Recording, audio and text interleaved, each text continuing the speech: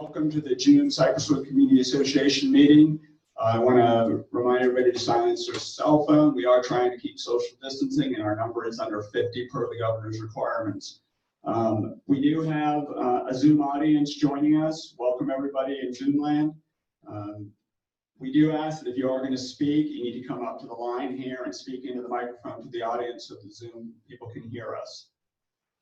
Anybody have any questions before we get started? Vice President to serve as Secretary, will you please call the roll? Be happy to. Club patio. Thank you. I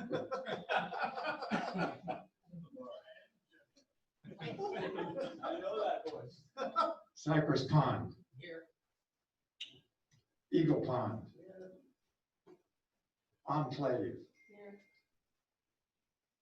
Fairway patio. Here. Garden patio.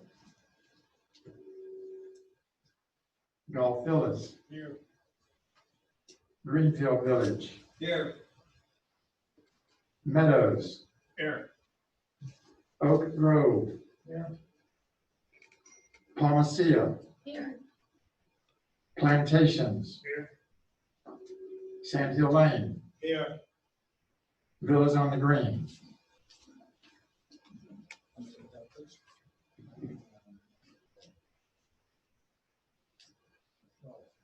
We have 12 present. That's a quorum. Thank you. Savannah, could I have the next screen, please?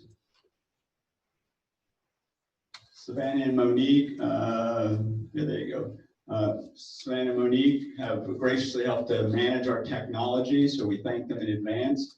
And we blame them for any technology failures right now, so that it is their fault, not mine. All right, we need a motion and a second to approve tonight's meeting agenda, please. Motion by Mr. Shira, second by Mr. Cramp. All those in favor? Aye.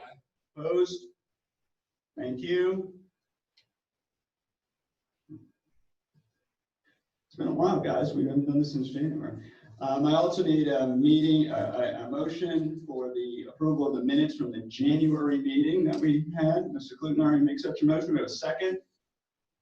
Martha Palmer. All those in favor? Aye. Opposed?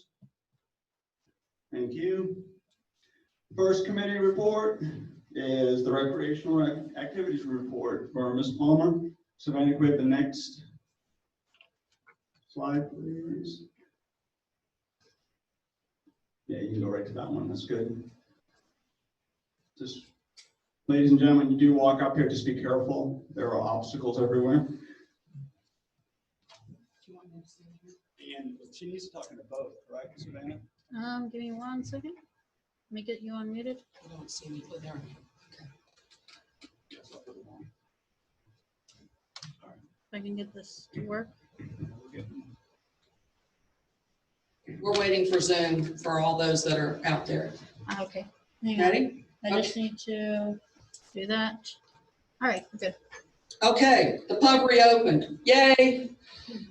We reopened with reduced days, and initially with 25% occupancy, we've gone up to 50, I believe. We are following the state guidelines. So when the state guidelines say we're fully open, we're fully open. But we have reduced the days and we have reduced the menu. It's more of counter service. We don't have the full table service, but at least we are going again and slowly beginning to get bookings. Next slide. Okay. Go back. Go back. Okay. One more. Sorry. Okay. These are the golf stats. This ends as of May 31st. So June is not in here at all. As you can tell, COVID did hit us. Yes, we have closed, and our construction on the Greens project is going very well. This is so opposite the irrigation construction crew. If y'all remember that, these guys are just rolling right along. These are our golf stats for the first 5 months of this year. And we will not be opening again until the fall. We still have a lot of grow time to go through. Okay, next one.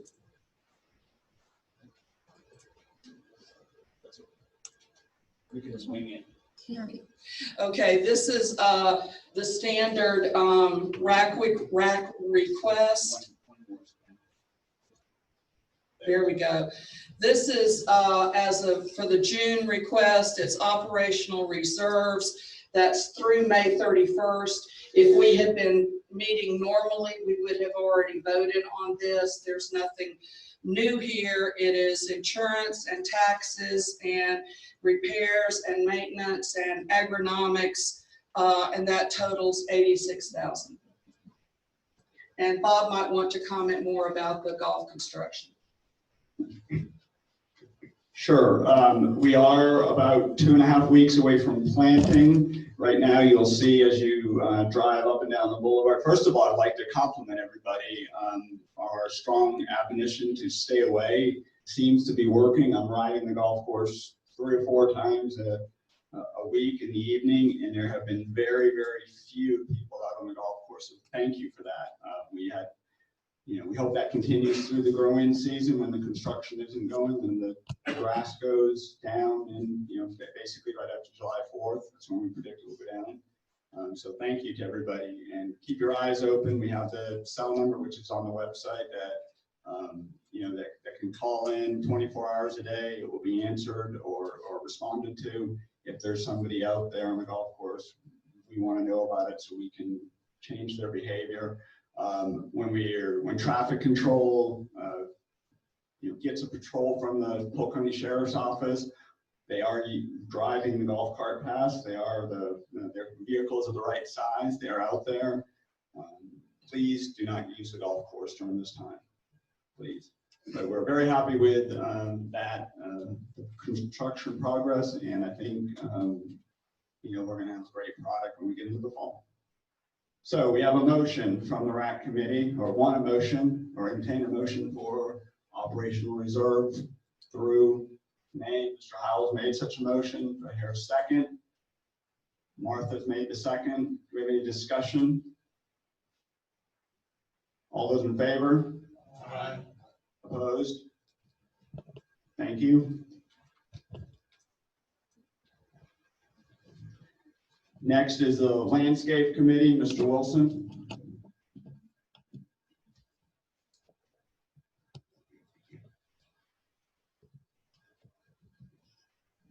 Kind of reminds me where you're supposed to stand when you're on America's Got Talent, so they know what to do. I will see the X's tonight.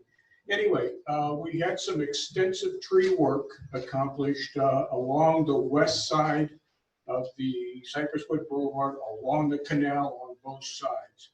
So we've cleaned up dead wood. We've really improved that area significantly, and it's looking good. One of the things we've discovered while we were over there is that, I don't know if you've ever heard of a tree called the Brazilian pepper tree or the Brazilian pepper bush. We have a massive invasion along the canal over there. So we're going to have to come back to you later on in the fall as to what we can recommend, because it means an extensive amount of work to eradicate it and then to prepare the ground for something else that goes in there.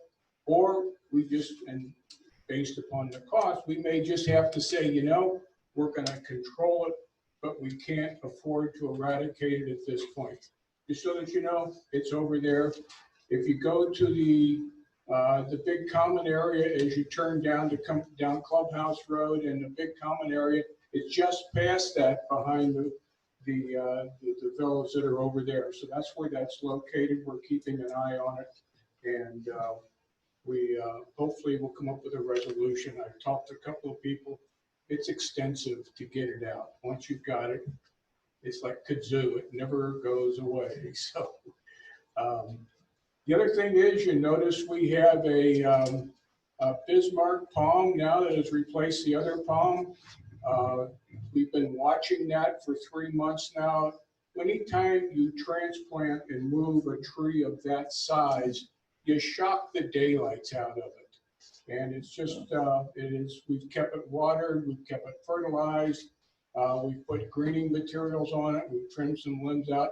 It's coming to life, but in talking to the people who moved and who planted the tree there, it's going to take another 3 or 4 months before that root system is established there. We put irrigation around it on both sides. It's all set up there. So that should be with us for many years to come. So we wanted to find a nice replacement for that palm that we've had there for, I think it's probably been 20 plus years it's been out there. And those difficult trees to replace. That's it for this point. Is there any questions that anybody might have? I'll turn it back over to I have you. one question. Oh, yes. Left from up there, guys. Yes. You can repeat it. Is it a question of landscape? Yeah, I'm just curious, because when you come in Clubhouse Road to come to the clubhouse, you immediately turn right at the stop sign. Doesn't seem whether we pay to cut the common area and edge the road. And the same problem is when you go into Palma CCA, they don't edge the. The question is the edging at the corner of Clubhouse Road and the boulevard. Is that what you? On the left-hand side. It's just, it's. As you turn in onto Clubhouse from the boulevard on the left-hand side, in front of where the signs are, the sign in that side. That corner on the left-hand side. So he's talking about the southwest corner of the four-way stop sign. He's asking why that hasn't been edged.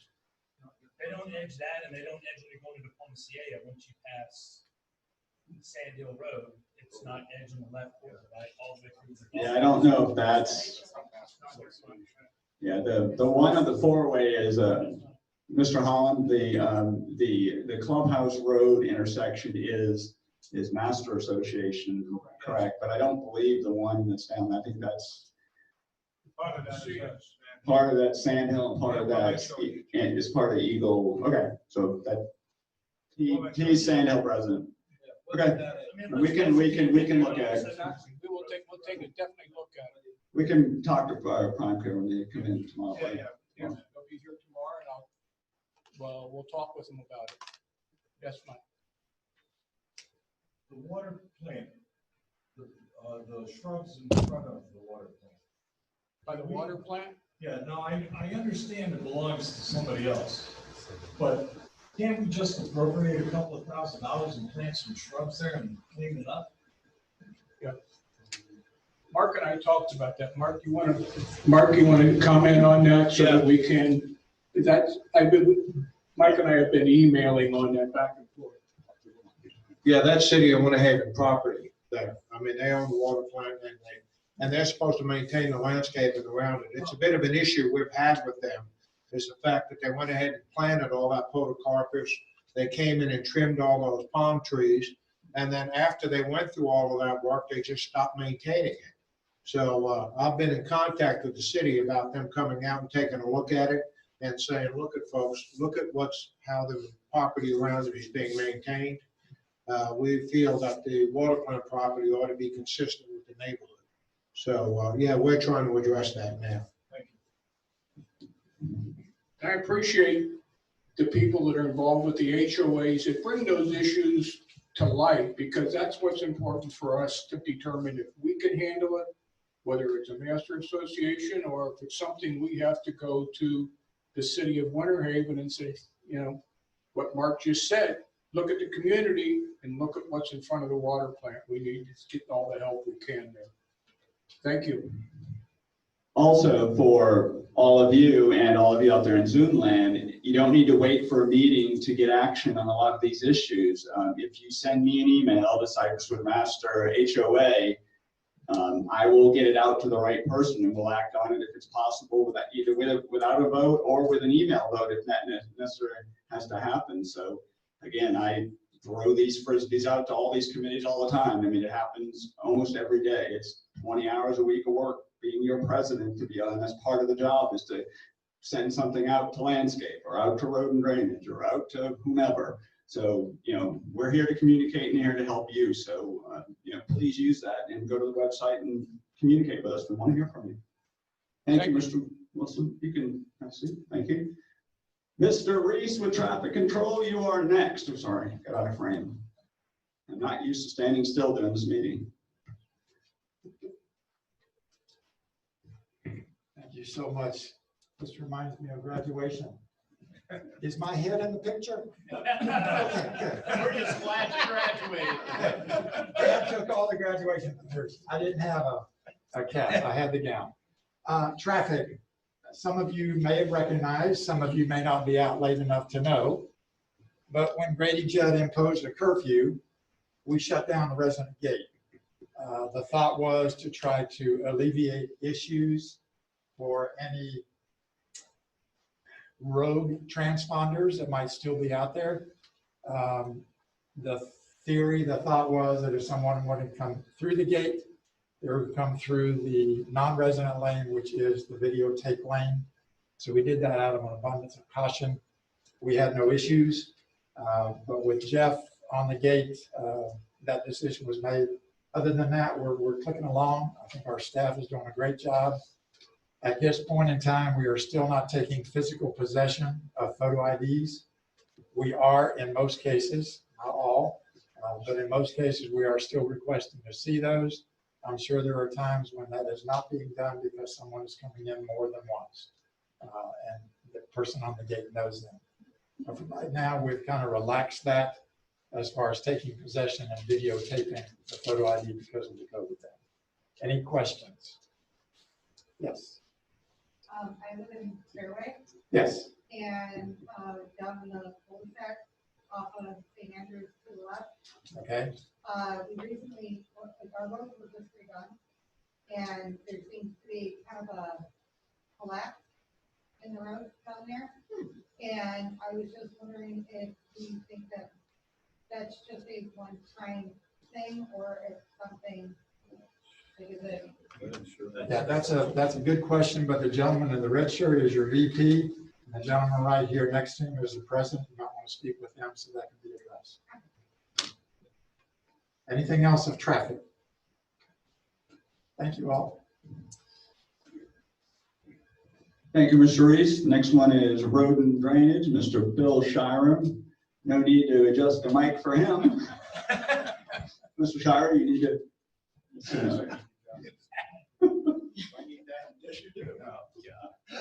My name's Bill Shirer, and I'm here to speak to you on behalf of our Road and Drainage Committee. It's been a long time since we talked, but we've been busy spending your money. The first thing I'd like to make you aware of, we made repairs to drainage systems totaling $5,600. Those repairs are complete and they're paid for. We do have a couple of pending projects, which would include perhaps what was just mentioned on the Fairway patio area. We suspect that to be a drainage issue, where a drain pipe is pulling some material in there, and that'll get repaired. And your paving will match because your paving is new. Thursday. Already done? Thursday. That will be done on Thursday. See how quick we are? The next thing I want to talk about, we had a repair project we spoke about last year. It was very sizable in nature. It was repairs near the four-way stop on the boulevard where the canal crosses across. You'll note the new paving that's there. The area had a large depression. That's now been fixed. We were given clearance to move forward on that with a price range of $75,000 to $125,000. We did not know what the total scope of that project would be until we got in there and got all the material and dirt out of it. And we could see what the 21 tubes that are across there. We know that a number of them separated. It was pulling the material down. You saw the road sink a little bit. We've been monitoring that for the last 4 or 5 years. That's a repair that was made in '97, I think. It's quite a while ago. It was installed. It was installed then. Metal and- pipe that I was replacing. Yeah, and we felt that what caused the problem were the hurricanes of '04. The turbulence of the water and the amount of water that moved through there just scoured the bottom of that. Once we got contractors in there and they were able to get into that, they found we didn't need to fix as many of the spots as we needed to. That project is complete at a cost of $87,600. What that does, though, for 2020 is to more than eclipse the repair and maintenance budget for the Drainage Committee. So we are now over budget about $50,000. I would suggest, and I'd ask our treasurer to give us best advice on this, but for accounting purposes, as we monitor our progress as an organization this year, this committee alone is going to be over budget by the end of the year, about $50,000. So that will need to be made up from another source, and we need to be well aware that that money is not available. And what I suggest that we do is consider moving that from our unrestricted carried over reserves from the end of 2019, which were $217,000. I would suggest we move money from there across so that our accounting reflects accurate work. We would suspect that during the year, we would at least hit another $10,000 in repairs. So, and we try to tackle them as soon as they come up. The small ones, we like to group them together because our costs to get our contractor here goes down when we do multiple projects with them. And I don't know how we might want to address, we need a, well, What's the number you would like, Mr. Trevor? $60,000. What that will do, moving $60,000 from there over to the maintenance budget will give us $10,000 to finish the year for drainage maintenance. At the end of the year, if we have not used that, we're not going to spend it. It gets turned back in. But we're going to go through a lot of looks from an accounting standpoint at what our fund reserves look like. And once again, I wouldn't want it to be misrepresented. We have two projects already, one on Canberra and one on the outfall structure from Plantation. Right. That are outstanding projects that we know we're going to want to get to. I shouldn't make the motion because I'm a committee member. That's right. Ms. Palmer, Dr. Palmer, do you have a question? I do have a question. We're in hurricane season. What is the status of our big major pumps now, especially? Let's get through this. Let's get first. through this. Okay. Yeah, let's get through this. Then I'll move that motion. Okay, so Dr. Palmer is saying that she's making the motion that we move $60,000 from general reserves to the drainage and road for the drainage budget. Yeah. Essentially. Do we have a second? Second, Tom Brett. All those in favor? Opposed? Thank you. Passed. Thank you. Yes, sir. Would it not have made more sense retrospectively, once you identify that there's an issue, and I know that's been an issue out there for the 2.5 years I've been here, to begin to reserve funds so that when you get there, you're not having to blow a budget? We did, and when we looked at it last year, Bobby, we had, we suspected that a larger portion of that bill could have been attributed to the road budget, and we could have pulled a road reserve, which we would pull that out of there. When the project was finished, it was only $9,000 that came out of there. It was not enough to help us with that. When we get into the budgeting process and we begin to address the roads and our road reserves, we're going to have to accelerate our process of funding because road building costs have gone up. And we've discovered that in the last 6 months. So I'm not anxious right now to go try to pull money out of the road reserve. We could do that. Our road reserves at the end of the year will sit at $264,000. But I think I can't tell you that that's a better answer or not. Yeah. And the only point is, it just seems to me that once you've identified a problem, and you're going to take, let's say, anywhere from 2. Excuse me. We identified the problem last year. That did not give us. We identified that there was a problem. We did not identify the costs until we were able to get in there and look at it last year. And those, you saw how big the range estimate was on that. That did not give us any time to build any reserves for that.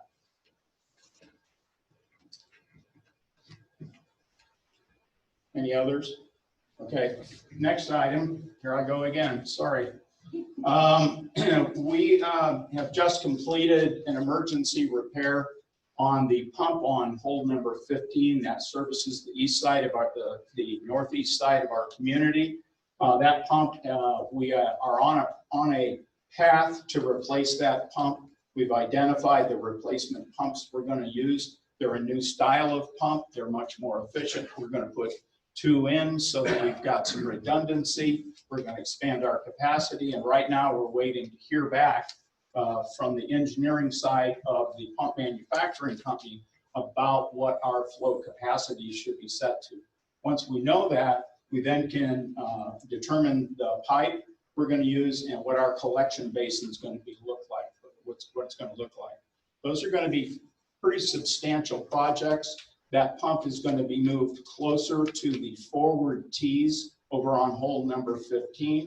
Gives us better access for maintenance. It'll be a better, a more efficient pumping system.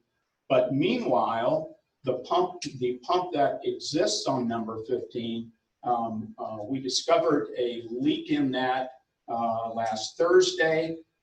It has been addressed consistently for the last 4 days. That project was completed about 5 hours ago. That pump should now give us 75 to 100% of its original capacity, but that pump is at least 50 years old. And the reason we want to totally replace that pump is we don't have a lot of confidence in it going into the future. So right now, what we're going to have is, number one, the existing pump at hole number 15 will pump a pretty high capacity compared to what its total capacity was. We have a backup tractor-powered pump that's there, and we used that to pull the system down over the last 3 days, which allowed us to get in and make these repairs, and that is still in place. Meanwhile, we're moving forward with the new pump, and I would think that we should be able to have that completed in 2 to 3 months. But in the meantime, we've got 2 pumps in place over there to make sure that that basin is properly serviced should we have a major event. I'd also want to point out that both for Mark and I, particularly for Mark, this is the first occasion we've had interface with SwiftMud. They have not been an organization that's been easy to deal with. The cooperation we have gotten from them, we had them on Thursday shut down the structure at Lake Hamilton and no longer put that in the canal. We needed to get into that canal. They worked with us to do that, and it wasn't until this afternoon that we turned them loose. They can now open those gates, which will bring the canal back up. And those of us that have been here a while have seen that happen. But this is the first time that we've had the ability to interface with them that way. And the manager of all that, I mean, it's his personal cell phone. He'll talk to Mark and I all the time. So I want to give them kudos for that, because that's a new thing. Let me just add a comment. Yeah.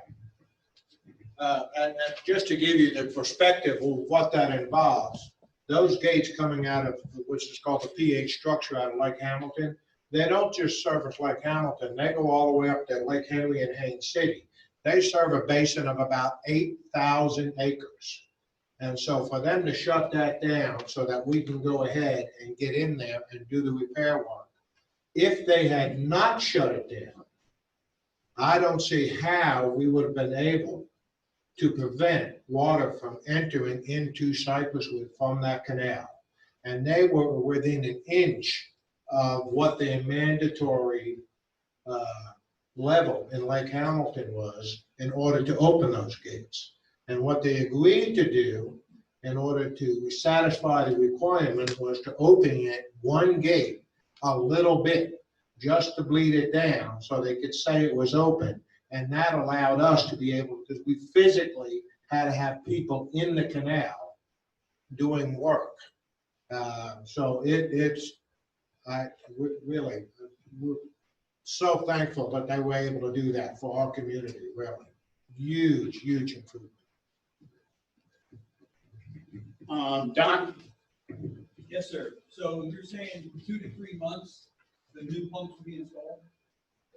That's an estimate. 2 to 3 months is an estimate at this time, but we do not have the calculation numbers back from the engineering department at the pump company. But we're good to go right now. We're better than we were a month ago Because of the repairs? to the existing pump, yes. And the existing pump should be able to keep up with any event that comes to us. And then the tractor? And then we got the tractor, which operates at almost that capacity. But we're staying on course, hopefully the end of August. As soon as we can, we want the new system in place. Yeah, we've finally identified a pump that's suitable for our application and within our price range. They're very hard to come by. The pumps have gotten very, very expensive. So finally, we were able to identify one. We got the engineering material back. We got the flow calculations back. We're waiting for the final engineering, the construction timetable, and some additional data that I need in order to properly size the structure and the intake pipe. As soon as we have that, then we can go ahead. And I would expect to have that information. The pump company engineering division told me I should have that within a week. All right, seems like we've been waiting on that for a few months. Well, it is, because it's difficult. The company we're using is out of Tampa and also out of Deerfield Beach, and they have different divisions, and we're working with the engineering division of one particular area, and this is a very small job to them. I mean, they do things like for the city of New Orleans, you know, they're used to much, much bigger jobs. So we're way down on the list of getting engineering information back from them, but we're finally there now. And very hard to find a manufacturer. The pumps that we use, the 3 pumps that we have now, all bought from different people. All 3 of those manufacturers are out of business. Yeah, and Don, quite honestly, as we've gone through things since the COVID pandemic has impacted us, that company isn't running with full staff. I mean, everything has just gone to a crawl trying to get it done. So, so that's it on stormwater pumps, but he's not done yet. Also, we've been after Swiftmud to get the banks of the north-south canal cleaned out. There's a ton of Brazilian pepper in there, starting from where our pump at number 15 is going north. They've finally responded that they're going to get in there. They're going to get all that cleaned out and clean those banks up. They're just waiting on some parts for their equipment, which is kind of the thing we keep hearing from everybody. So we're making progress on that. Also, the east-west canal from the silos going east. From the silos east. That canal also. Ah, That canal. that helps. Then that helps with Fred's problem. Yes? No, that's They different. have from Cypresswood Got it. Boulevard. Got it. Yeah. West. Swiftmud, yeah, Swiftmud will take from where we did the repairs on the boulevard where the canal comes across. They will go east and they will clean all the way to 27. They'll clean that up. So they have been just tremendously helpful lately. That's been a good thing. The last thing I want to bring to you is to let you know that Verizon is returning to complete the installation of their FiOS system. It will be working in the areas to the north of the east-west canal, which would include Greenfield Meadows, Fairway Patio, and so on. They have some of the work done in there. They couldn't remember what they had done because they have done the south side of the community, but they're going to be in starting in August. Isn't that right, Mark? Yes. Yeah. They're coming in August. It'll take them till the end of the year. There's going to be disruptions in our yards and things. You know how it is when they get in here and they're doing that. No road cuts, no drilling under the roads. We don't want them doing that. Not allowed. And that is all I have. Does anyone have any questions? No. No, not existing. No.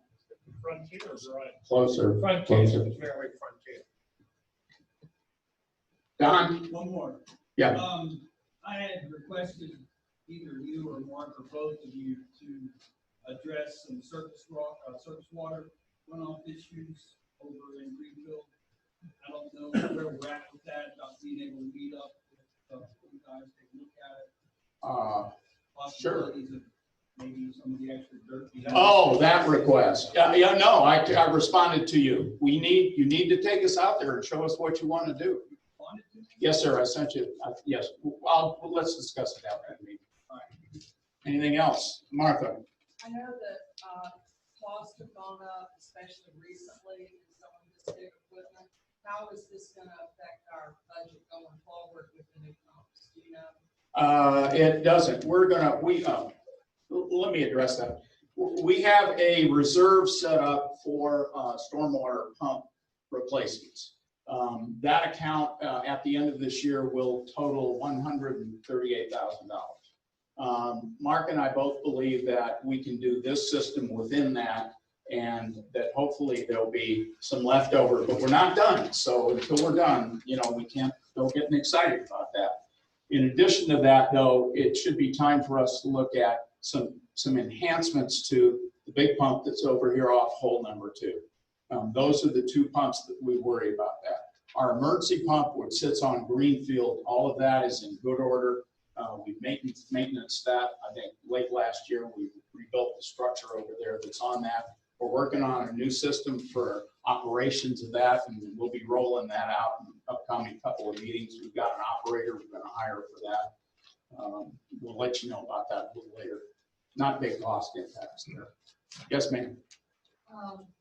So my house is 721 Canberra, and between me and my neighbor, there is a storm drain that kind of goes right in between our house.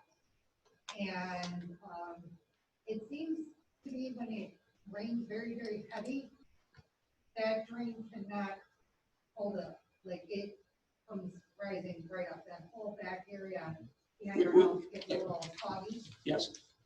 Pretty fast. Okay. So I didn't know if that's something that. That's what we work on. If you'll see me after the meeting, we'll make a work ticket on that, and we'll come out and look at it. It could be, and please be aware, when we get these sudden downbursts that put a ton down in 45 minutes, we had 3.5 inches of rain in less than an hour, Friday or Saturday, whenever, or Thursday. When that happens, our storm systems, if the water doesn't go away in 30 minutes, then we need to look at it. But sometimes it takes a little bit of time, to get that washed through the system and take it away. But if you'll please see me after the meeting, I'll get some notes and we'll keep an eye on it. We need to see it happen in an event. It helps us evaluate whether there's a problem in the system. Appreciate it. 721 Canberra. Anything else? Yep. Thank you, Bill. Next, we move to the Treasurer's Advisory Committee. Next slide, please, Savannah.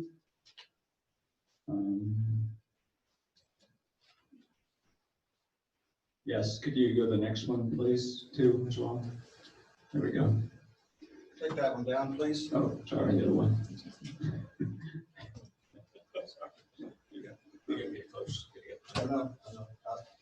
I wasn't prepared to stand up and read these numbers. However, I'll get prepared pretty quick. That was a pretty good message, Mr. Bill, because these numbers are reflecting the end of the month in May, and Bill and Mark have been using some of the funds that we have so diligently stored up in our barn. No, I can do it. Okay, at the end of May, we had operating cash of about $169,000. Reserve cash, $557,000. Total assets, $700,000. Liabilities, trade, we had a few bills, $8,300. Notes payable to Center State Bank totaling about $1.1 million. General reserves, $144,000. Road reserves, $251,000. Stormwater reserve, $128,000. Reserve for interest for the bank, reserve $16,000, and reserve from the front gate, $16,000. So we had $555,000 in reserves. Now I need to just turn the page, please. Okay. So our financial condition is pretty strong, but as you can hear, we're burning off a lot of that money that we saved up. So let's talk about the income statement. The assessments are right on budget. We've had $212,000 in income coming from that. Golf course contributed $16,000 in assessments. So the total, and then the rack assessment was $159,100. Expenses, everybody was pretty much on budget until, okay. Total expenses year to date, 304, with a budget of 316. So that looks good, but this month we have really whittled some of that off, a lot of it.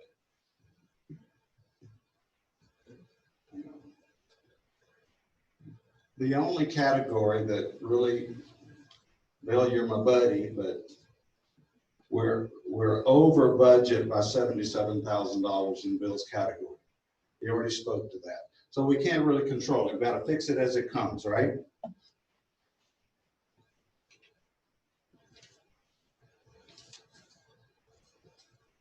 To date, we're $72,000 over budget.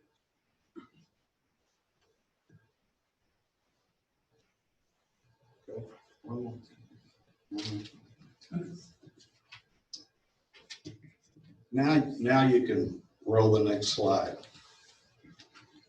3 years ago, the CCA acquired and took responsibility for all the property, buildings, and equipment and facilities within the Cypresswood community. The management responsibilities were assigned to the LLC, but the ultimate responsibility falls on the CCA and all the Cypresswood assets. 2 loans have been acquired to begin to improve and repair some of these assets as needed. The RAC committee was formed with the mission to facilitate the repairs and improvements on all amenities with board approval on all projects. The RAC committee was also charged with being the liaison between the board in regards to the LLC. The LLC, in its agreement, must supply the RAC with financial reports and management updates on a routine basis. Recently, TAC discussed the impact of operational reserve over the past 3 years and looking forward to the next 2 years. The TAC committee discussed the impact of COVID, the golf course closure, the construction, pending road construction. The TAC committee recognized the uncertainty due to these factors and started discussing ways to fund these operational shortfalls. The possible shortfall was discussed thoroughly by the committee, and the committee decided more revenue was needed to cover the possible shortfalls in 2021. I would ask the president to schedule a workshop for the HOA president so that the financial detail can be presented and fully discussed so that future discussions can be had at subsequent board meetings, resulting in a decision that we all can agree upon. Is that clear? Chris, any questions? Wow. Yes. Yes. The question I have is, you haven't mentioned a number here that you feel the shortfall is, and how that categorized. Well, Is that what you're? we fully discussed it. We talked about bringing an increase to be looked at by the board this evening. But conditions took that privilege away from us. I see. Okay. So we're gonna do that at the workshop. That's what the purpose of the workshop. Oh, To lay out the things so that everybody can discuss it and, and we can decide what's best for all of us. Mr. Dodd made a. Mr. Dodd, we'd love to have you on this committee. Mr. Dodd made the point that I think that tax ed and, as we look at the future of Cypresswood and how are we going to fund in reverse, where we wait till these emergencies happen and then all of a sudden we go out to all of us residents, because all of us are residents, and we ask for money then, or are we going to put that into the assessment, or are we going to reduce services? Those are all options that have to be discussed, but it needs to be discussed fully in a workshop format where the full financial picture is laid out. So all those who wish to attend and get educated can have that opportunity. Is that going to be open to people other than the presidents or just the? Probably via Zoom, because we don't have any guidance on whether or not the 50-person maximum is going to be lifted anytime soon. Well, I understand, but the intention is to have anybody who would like to listen in if no other way. Absolutely. We operate in open government, and there was a sense that there was going to be some sort of a ramrod proposal shoved down people's throat this evening. Sure. And so that's why I sent out the email to the board, popping and trying to take some of the air out of the balloon, just kind of lower the temperature. The workshop's the way to do that. It gives everybody, there's not a binding vote at a workshop. There's no votes at all. It's not even a quorum. It's just whoever wants to attend can. Obviously, we've got the restriction of the 50-person, and I think I'm going to kind of do it the same way I did for this. I asked the individual HOAs, there's 3 of them and there's 8 of us, so there we are. We're at it. That's 42 plus 8 is 50. So that's kind of the way we're going to reserve spots for in person where we can lay it up. But again, we're going to beg Savannah and Monique to help so we can Zoom, because I don't think I could have operated all Savannah's technology over there by myself. When is this scheduled to be? Well, that's up to the board. If we want to have that within a couple of weeks, we can do that. That's kind of what I was thinking. Either right at like the Monday, maybe after the 4th, or yeah, because we're in the middle of the budget. We've got to start moving. The next July meeting, excuse me, will be landscape. We'll present. Mr. Wilson has graciously accepted to go first. But we have time to do a couple of those budget workshops if we need to, because it can get overwhelming in there with all the numbers flying around, and we don't want to rush it. We want to make the best decision going forward, so that good decisions can be made by all of us. So you're looking for a proposal? Well, I think what we want to do is if the presidents are in agreement with the idea of doing a workshop, somebody, I guess, I don't even know if we need a motion to have a workshop, but. I'll make a motion that we have a workshop. Okay. What's the first Monday after the 4th? What's that date? It'd be the 6th. 6th? Do we want to, the Does that 6th? sound okay? Fine by me. All right, that's my motion. Mr. Howell, are you seconding that? Oh, you have a question? Wait a second, then I'll ask. Second by Mr. Cramp. Do you have a question, Mr. Howell? My question is, does that give us enough time to be ready for the workshop? I think it gives us enough time to make our presentation, and then as there are questions asked, then we could possibly have to have a second one where we answer the questions. Yeah, exactly. Mr. Howell? Sure. We're gonna stand here, Mike. Yeah, I'll stand. You got a question? Okay. To start off with Mr. Dodd's question. Nobody in here should presume that we're not already operating, setting aside reserves, looking forward. We've been doing that forever. And we have a reserve for road funds. The board had an option of either taking that money that Bill was talking about for the road repair out of the current road reserve or out of the general fund. We decided to leave the general, to take it out of the general because we're facing, for too much longer, having to repave the major boulevard. But I want to touch also, because it comes up, there's been a lot of rumors since we approved this agreement in 2017. And this year, the rumors have really got posted on some stuff on Facebook, which is not really the way we do business. The purpose of the workshop is to give the presidents and then any interested residents, a more detailed breakdown, if you would, of the income and expenses. We're going to have to reach a point where the income overall, if you want to in your brain, you can separate out the LLC and the CCA, but the truth is this is one community. This thing belongs to all of us. A lot of people haven't really realized yet, when we did the 50-year lease with the Wood family, we took possession of all of the amenities of Cypresswood. It belongs to us. So now it's up to us to fund it. The purpose of the works, we're not going to vote in the workshop on anything.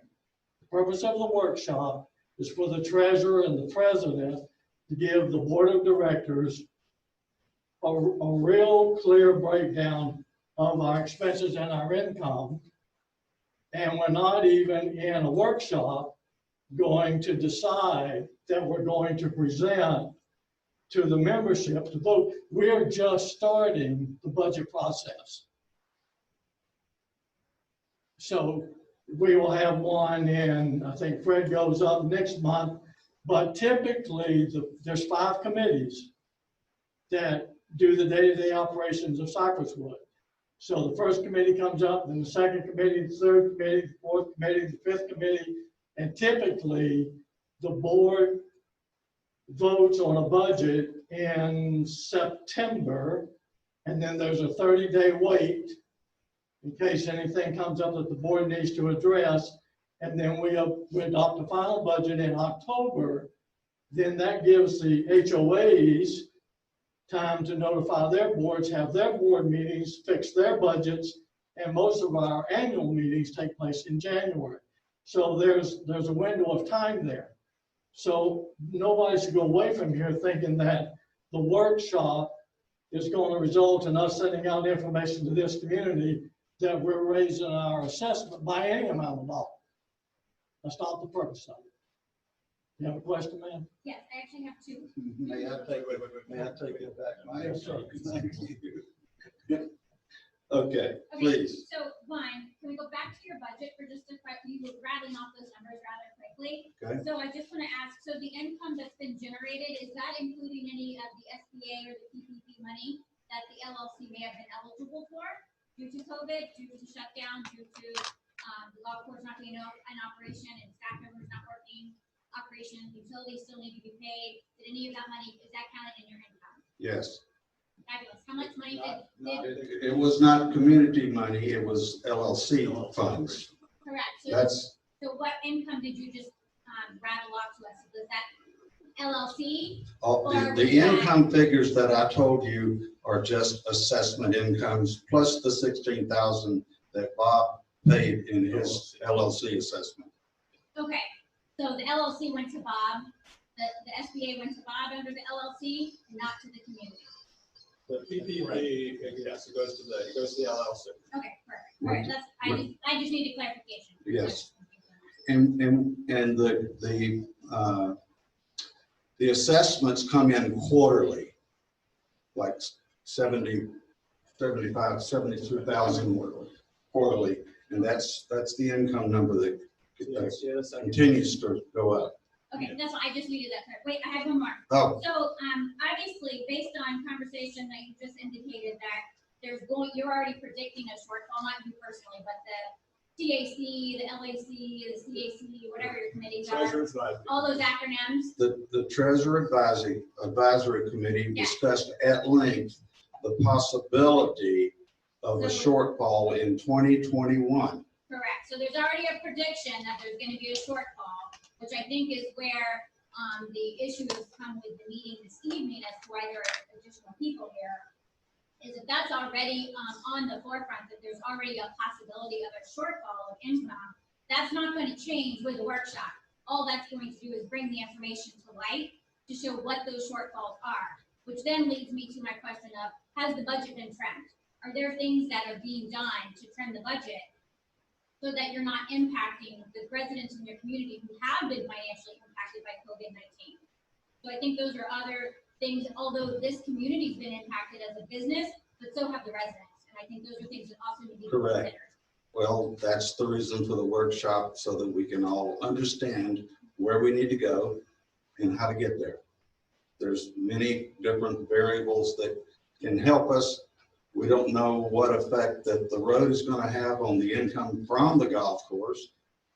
When this is opened up, this is a moneymaker that we're sitting in right here that can't be a moneymaker right now. And some of that has to be by prediction. Okay. Robert, you had a question earlier. First, Mrs. Hallis. Oh, I'm sorry. Hi, what's the whole purpose of the second $1 million loan to cover the existing upcoming road construction and also the closure of the golf course? It was to build new greens and tee boxes. And we're halfway through the process right now. The contract is $800, right? $815, and then there will be some money to feed the golf course while that is being completed. It's just, how can you? It is what it is, and Don, Would it have been more I'm sorry. beneficial to just go ahead and just increase that loan at the time to 1.25 to cover any shortfall that might happen? Well, that all had to come through committee. We did it step by step. It's been well under. I'm sorry. I was here for a lot of the meetings when you were discussing that second $1 million contract $1 million loan, and Yeah. I assumed that the upcoming road construction on Dundee Road was being compensated in that loan, as well as any temporary closure of the golf course. So, where am I going wrong? I don't think you are. We see what's happening. It all can't be blamed on COVID-19. There's been some miscalculations somewhere, and now potentially the residents are now going to have to pay for it. Well, you heard a lot of miscalculation this evening, expenses that are being incurred. I understand And- that, but we knew that the golf course was going to have to close for a period of time, and we knew that the road construction was coming on Dundee. Right. We can't help the drainage going south. We can't help the pumps going south. That's natural disaster. You can't predict. It's going to happen. It happens when it happens. But we knew about the road construction, and it's still not here yet. And we knew about the project. So surely we should have compensated for that accordingly.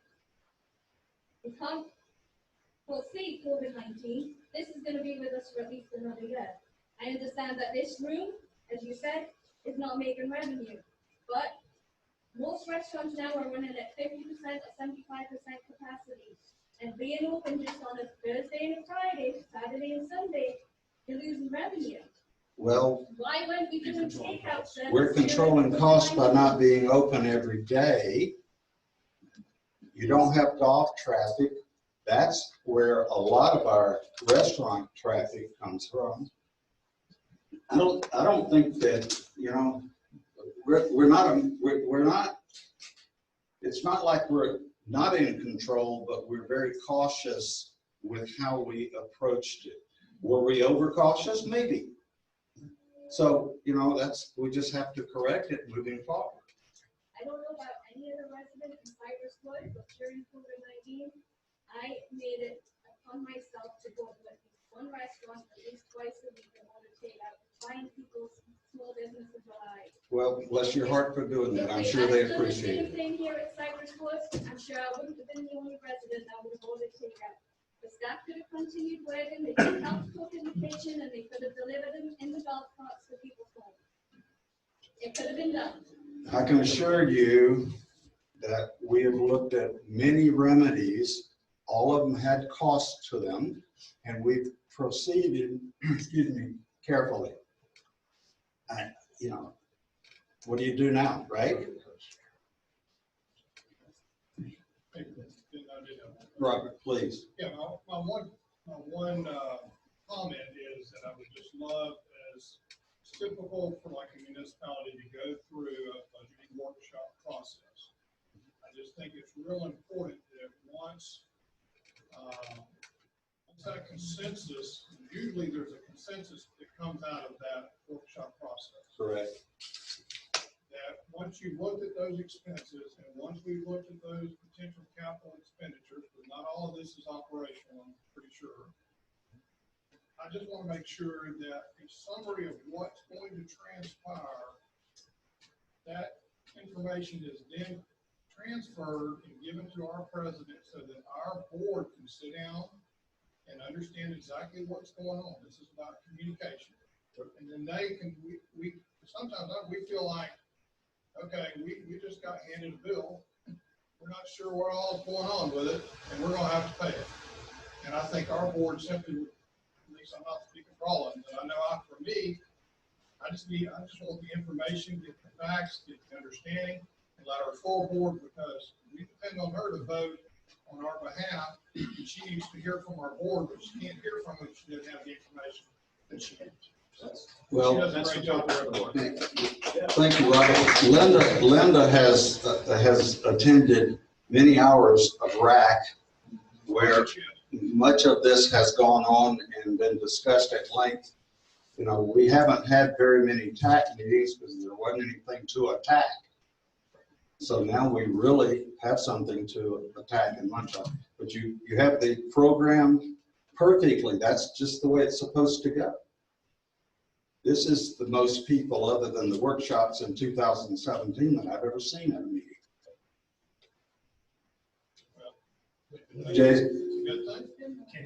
Jason? Can any resident attend a RAC meeting or a THC Yes. meeting? Yes. We may not be able to say verbally participate, we can sit there and listen. Yes. Yes. And where would those meeting times typically be posted ahead of time for us to see them? Website. They can be. I haven't seen them on the website because I had to send Bob an email because there were some things that aren't on the website that I get told I've heard at the meetings were on the website. And there are some things up there that some of the HOAs need to update who's on your board, because like I know that some of the people aren't on that board anymore, but they're on the website. And contact information. So that's the only thing I can say, because me and Bob went back and forth last week, is that if you're going to be on a board and you're going to represent the public and the community, your community needs to have your phone number and your address. I don't care what the law is, but if you want to stand and represent the public, then you need to be open to receive communication from your next door neighbor, because they may not want to deal with Mark. They might want to deal with the guy 2 doors down that's on the committee, because they don't get along with Mark, or they don't get along with me, or whatever. But the people that live in your neighborhood need to have free access to access anybody that's sitting on the board. And I know that they can all come to the meetings and they're all posted and all that stuff. Some people don't deal with people that way. But if they have access to your number and your email on the website, they'll reach out and call you. And I think most people will be considerate. And most people will be respectful of your time. They shouldn't want to be calling you at 9 o'clock at night. But that's a way to make this community a better place for all of our boards to be open.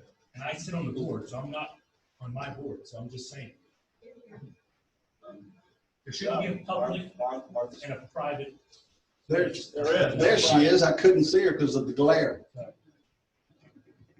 My name is Martha Palmer. I'm president of the Enclave HOA, and I'm chair of the RAC. And I have been called past 9 o'clock on a number of occasions, especially about this. And I've received several questions. Some were polite, some were not. And I wanted to clarify, or have Ben clarify a couple of things. One of the rumors I've heard is that this is $250 for the RAC to spend on the golf course. That's not correct. This has nothing to do specifically with the RAC's budget. As the RAC has gone on doing these projects for now close to 3 years, 2.5, we have discovered that there are a number of items that we now own, such as this clubhouse, that require maintenance, like it will need a new roof. It will need more air conditioners.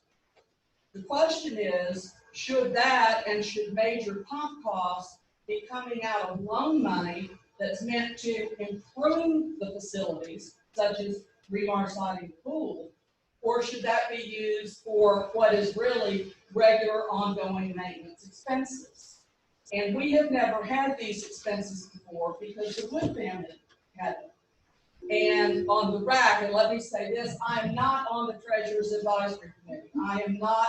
I have been trying to keep up, but I have not listened to all of their comments. And as an HOA president, I want the workshop so I can hear all of the data that they're going to give us, okay? But I can tell you that this is not supposed to be new money for the golf course. Please squelch that. This is not new money for Martha to spend. Please squelch that one. That was an 11:30 call. Okay. We do spend a lot of hours going over this. We did look at, by the way, trying to stay open and doing takeout. When we ran the numbers so that we were not running up more money for our HOAs to have to cover to try and trim costs, we simply didn't do that. It costs too much to do it. We would lose money. So those were very calculated and considered decisions. You may not agree with them, but we made them so that we were trying to cut our expenses. So for all of you out there, please understand this is not money for new rack. That's not what this is about. This is for CCA. And I'm going to be interested, just like all of the other presidents are, to hear the details about the tax discussion, because I have not heard this. So I will take calls, but 11:30 is a little late. That's rude. Mr. Hammond was next. Ben, I wish to change my motion from the 6th to the 13th. For the very reason that, listening to everybody talk here, I think, Bob, you need to get something out. All the presidents have something on the website in general about what the issue is, so that people are aware of what the workshop's about. I mean, just the comments that we're having here right now says to me that there's a big misunderstanding, is, which is what Martha just finished talking. I think you need to give you guys, the tax committee needs to put together something like this to precursor this meeting. Let's move it back a week. Is the second okay still on that? Okay, all right. Let's move it instead of the 6th, let's make it the 13th. And it may be out of that holiday weekend thing. Yeah, it gets it out, because that's the holiday weekend. Yeah, and so I think it'd be better if it was the 13th, that Monday, rather than the 6th. Making that motion? Yes. Dave already. Dave, you made it this. I made a second. Yeah, that's fine. Yeah.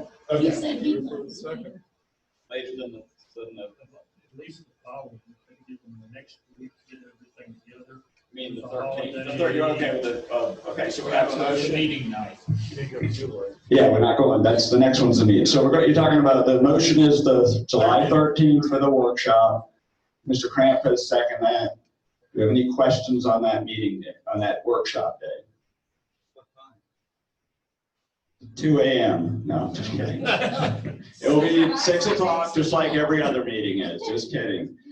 It's just my humor. Is anybody 6 o'clock on the 13th? Yes. Back in the 2020 budget, we set aside $80,000 in the rack in their budget for operational costs of the restaurant and clubhouse. Is that in addition to what's going to be needed now? So, set aside for the road construction. So as Mr. Tucker said, this shortfall is projected for the end of 2021, not 2020. But again, that will be laid out that's why we need to lay it out so everybody can see it, and then we can make it. So this is going to come down to, folks, it's going to come down to financial prudence. How do we decide long-term how we fund this community? Do we do it by the assessment method, which is really the only income source for the community? Do it by special assessment. Every time there's a pump that goes out, do we go out with our hand out and ask for $150 per unit? Do we raise it, the assessment? We're going to say it's going to be X for X amount of years, and it's going to always go up percentage-wise. There's a lot of ways to handle it, and that's what these workshops are for, to determine the best way forward. It's a time that we start, thinking about 10 years down the line instead of looking at a rearview mirror all the time. So financial prudence is what this is about. That's why it's being slowed down. We're not asking you guys to vote tonight. That was not the thing. Yes, ma'am. So the workshop then, it may be that it is contained by restrictions again. Okay. Is it once again contact our president if we would like to attend in a physical aspect, and then it gets broken down to how many people per HOA can come? Correct. Okay, because to me, I literally just moved into this community, it was a year ago February. And really keeping my fingers crossed that on a financial aspect, by putting out my HOA each year, that we were going to be absolutely satisfied going into this community. With the constant talk about it over Facebook and everything else. And now with, I say, are you Dr. Palmer? Because I don't want to say it directly. Okay, but Dr. Palmer is now put out with it that it wasn't going towards track. I would be absolutely relieved, we'll say, if I could sit down and actually see the numbers on hand. I came from a corporation family. We ran golf courses all the way from Hollywood, Florida, 7 all the way up to Wade, Michigan. So as a family, I grew up on this kind of stuff. So moving on to a golf course just seemed to be like, that's where I was supposed to go. So to see the numbers and to actually see where we're setting back for that would keep me feeling like this is where I belong. Okay, good. Tyler? Yeah, first, thank you guys for being on board. I recognize the effort, the pain in the butt part of it, just that you don't get beat up, scrutinized and second guessed. So thank you for that. Now let me do it. Just so that we can be better prepared to prepare questions for the workshop as a board member of our HOA. Can you just kind of give us just some of the questions that I have and some of the ones that we get a lot? I'll try not to label it the golf course because it's kind of catching all the bad feet, but the rack or all of the amenities, do they feed into the revenues generated from all of the amenities, golf course, pool, restaurant? How much do they feed into the overall CCA revenues or budget? And how much of that do we foresee happening in 2021? When is that going to really start generating some recognizable revenue to offset any shortfalls? Is it going to be a cash flow positive? What do we foresee? What do we predict versus what we talked about in 2017? A lot of us don't mind subsidizing it just to get a betterment out of the community.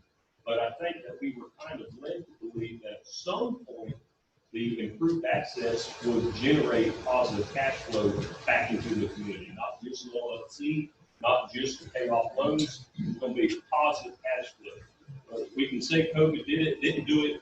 We could go down that line. But whether that happened or not, when do we see it happening now? As of today, today's day.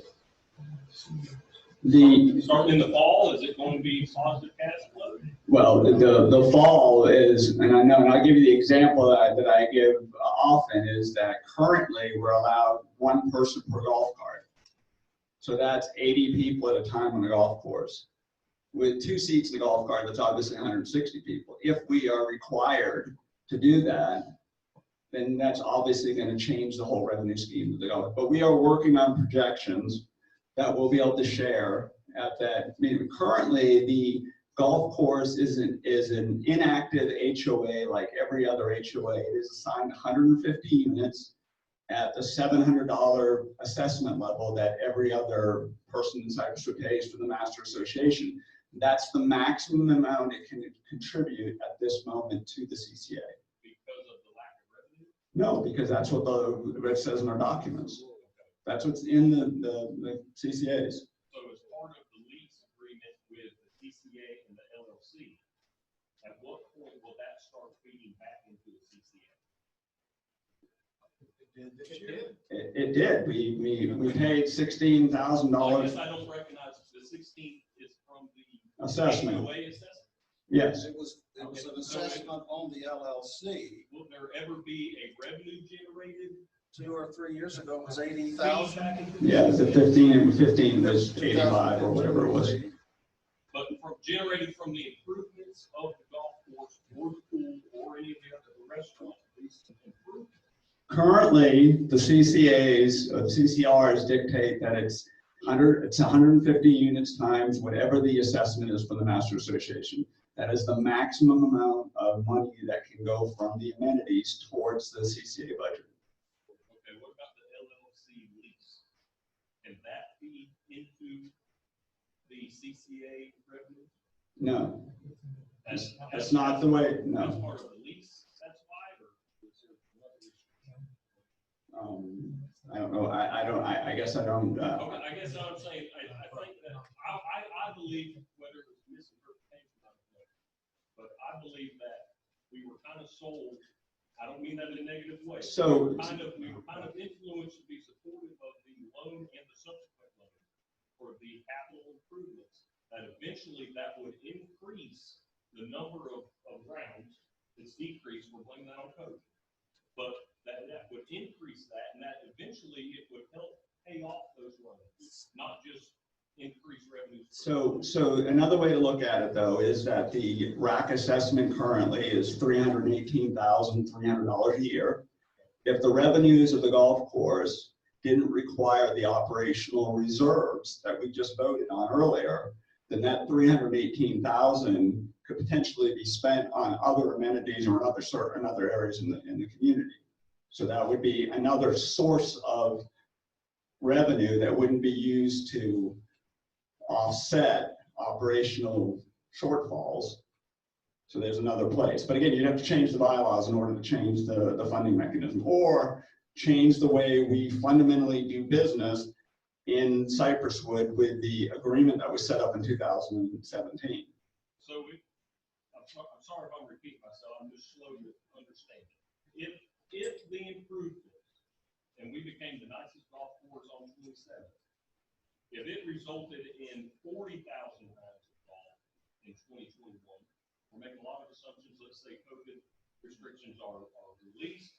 We get 40,000 rounds by mid-year, and that would ideally double the revenues for the golf course LLC. Would that impact the CCA's revenue at all? Yes. Not their revenues, but their outlay of expense. We would have to subsidize less. Or not at all, depending on how much revenue the amenities produce. Because the maximum they can do is the assessment, whatever it is, it's currently $700 times 150 units. So the capital improvement, as far as from a homeowner's standpoint, for improving the green, is just for aesthetics. No, not necessarily. Again, this is going to be easier answered when we can lay it up on the. I'm sure. Just these are. The structural sources of income and revenue would be the assessment measure, just like every other. We have the golf course properties and amenities are assigned 150 units of assessment. I understand that. So the only other place that would be offset expenses would be the $318,000 worth of RAC monies. That's it under the current agreement. Under the current lease agreement. Correct. The assignment of the lease from the CCA to the LLC. I understand that CCA cannot be a profit generating Correct. entity, but if we were able to structure the lease to say we have to do some sort of profit sharing in order that lease could offset, maybe we go from $1,000 something HOP down to 500. Yeah, maybe. Lower. That would, sure. But I mean, it's structured that way right it's now. not structured now, no. It's a simple, Right now, it's just a matter of we're going to all pay in the same thing. If the golf course doubles its revenues, if the pool somehow doubles its revenues, that sort of thing. That's not going to change our HOA dues. We're just going to have, maybe we'll paint the building again. It's just going to be the same thing until something changes. that would take a change in the CCRs and the change in the lease agreement that was agreed on back in 2017, right? So that would be, I mean, that decision is going to be made in 2.5 more years when the first 5-year part of the lease is concluded. What was the consideration as far as then to prioritize it? None of the improvements would result in generating a positive inflow into the CCA's funds. Then what was the consideration as the golf course needed to be fixed first as opposed to the pool, or as opposed to things that more communities ever use? The consideration was the only place that could produce more revenue to offset the losses that were there would be the places that could produce revenue. The pool is not a revenue producing entity, so that's why it was put in the tennis courts. That's why the golf course was first. They were dealing with the developers' financials at that point that were negative financials. So we were coming from a negative situation, working our way up to a positive situation. So again, this is going to be laid out well at the thing. And I know where you're going, but right now structurally, it's the assessment plus the RAC assessment are the only two sources. That's the only thing the president, I guess, they could vote to do general reserve fund.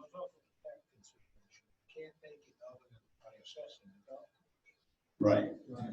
And that's just, yeah. You gotta mention that the CCA is really a nonprofit organization. Right. And then you just And start Tyler showing mentioned it. profits. It becomes a profit-making organization.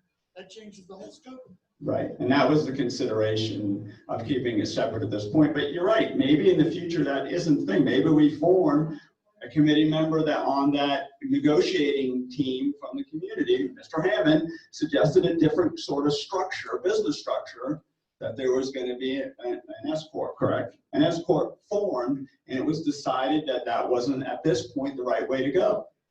It may be the right way to go where there is an S corp in between the amenities and the CCA. But again, that wasn't the decision at the time. So we have to change the structure of the community association. Mr. Hammond, correct, right? That's right. It'd be a drastic, it's something we considered in that committee when we were negotiating all that. But as it turned out, it wasn't prudent to do it unless, of course, I think it would become prudent when you bought the ball course.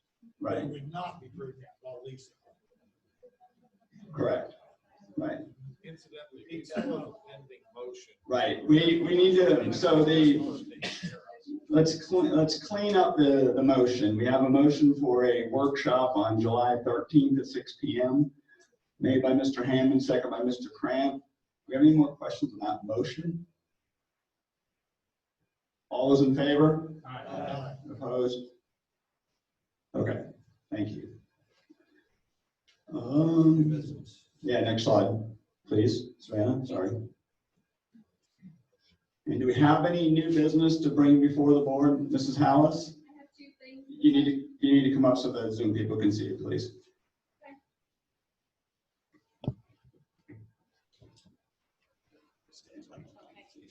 I just have 2 things right now.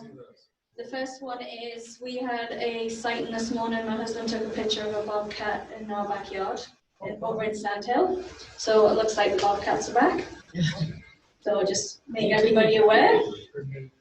The second thing is obviously the tee boxes and the greens are getting fixed up, and hopefully they'll all look nice. But right now the fairways are a concern for me because nobody's on them fairways right now, and they're looking terrible. And I'm just wondering, is there anything getting done to make them look a bit better? Yes, we are. in our third application of spraying herbicides on the fairways to get them, like we do most summers, to get them back to playing shape for the fall to when we overseed them. So yes, that's being addressed constantly. That's where their primary concern is. Any other new business? Anybody want to make a motion to adjourn, Mr. Cramp? Second? All right, we're adjourned. See you next time. Bye-bye.